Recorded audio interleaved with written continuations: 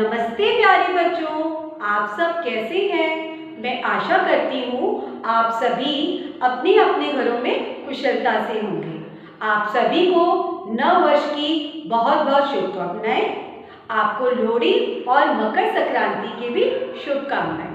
तो प्यारे बच्चों, आप सभी का स्वागत है आज की हमारी हिंदी की ऑनलाइन कक्षा में।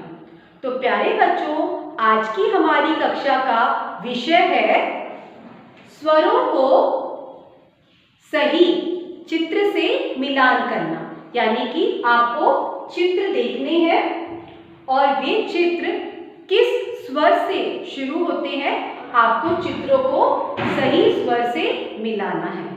यह हमारी कक्षा का आज विषय रहेगा। तो प्यारे बच्चों, इस कक्षा की शुरुआत में मैं आप सबसे अनुरोध करना चाहूँगी, क्योंकि यह कार्य हमें अपनी कार्यपत्रक पुस्तक में करना है। तो आप सभी अपनी हिंदी की कार्यपत्रक पुस्तक अपने साथ रखिए। इसमें आपको पृष्ठ संख्या 54 निकालनी है। तो आप अपने माता पिता की सहायता से पृष्ठ संख्या 54 निकाल लीजिए। साथ ही आपको एक पेंसिल और एक रबड़ भी अपने साथ रखनी है। तो प्यारे बच्चों, मैं उम्मीद करती हूँ आप सभी ने अपने पास हिंदी की कार्यपत्रक पुस्तक, पेंसिल और रबड़ रख ली होगी। तो चलिए प्यारे बच्चों, हम आज की कक्षा की शुरुआत करते हैं। प्यारे बच्चों, कक्षा की शुरुआत करने से पहले हम सभी स्वरों की पुनरावृत्ति करेंगे। तो मैं आपको अपने स्वरों के माध्यम से स्वरों की पुनरावृत्ति करा रही हूँ। तो आप सभी को इन्हें मेरे साथ दोहराना है। तो शुरू करते हैं। तो पहला स्वर है अ, आ,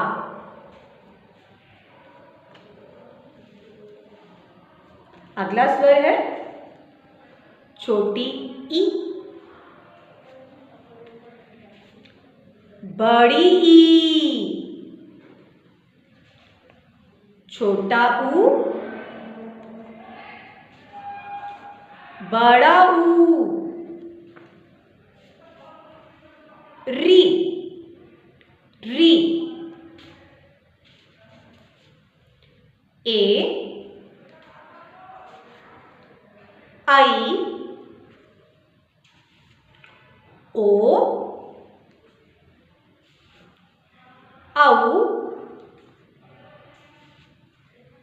अंग। आहा खाली, इससे कोई भी शब्द नहीं होता। तो प्यारे बच्चों, हमने सभी स्वरों की पुनरावृत्ति कर ली है। अब हम चित्रों की पहचान करेंगे और चित्रों को सही स्वर से मिलाएंगे। तो प्यारे बच्चों, पहला चित्र किसका है? यह है अनानास। तो आप देख पा रहे हैं, जब हम इस शब्द को बोल रहे हैं तो पहली ध्वनि किसकी आ रही है? अनानास। जी हाँ, अ। तो स्वर अ को हम अनानास से मिलाएंगे। तो प्यारे बच्चों, अपनी अपनी पेंसिल की सहायता से आपको अनानास को स्वर अ से इस प्रकार मिलाना है। चलिए अगला चित्र देखते हैं। तो अगला चित्र किसका है? यह क्या है? ओखली। जी हाँ, ओखली। तो अब हम देखते हैं स्वर ओ कहाँ पर है।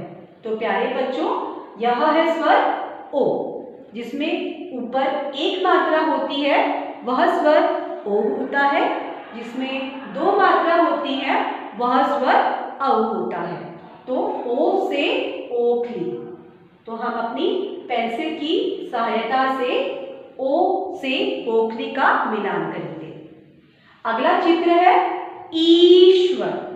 जब हम छोटी ई का उच्चारण करते हैं तो हमारी ध्वनि छोटी आती है, ई इमली, ई इमारत। पर हम बड़ी ई से संबंधित शब्दों का जब उच्चारण करते हैं तो हमारी ध्वनि तेज हो जाती है। इंजन, ईश्वर, ईद।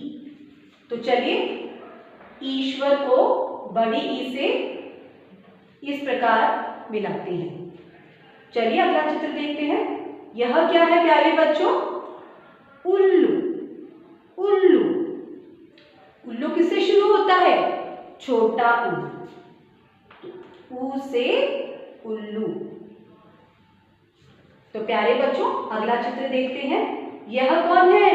ऋषि। री से ऋषि। तो ऋषि हम मिलान करेंगे री को ऋषि से। इस प्रकार से आपको री को ऋषि से मिलाना है।